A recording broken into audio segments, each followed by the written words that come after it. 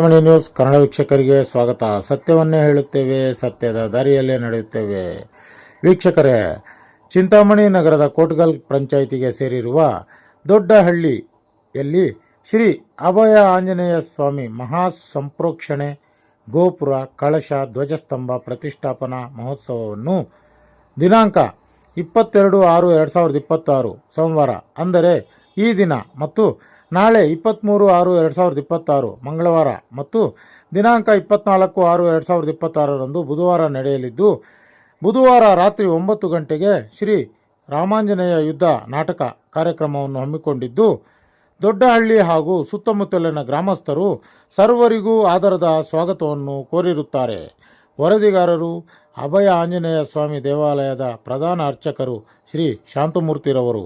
ನಮಸ್ತೆ ಚಿಂತಾಮಣಿ ನ್ಯೂಸ್, ಚಿಂತಾಮಣಿ ಘಟಕ.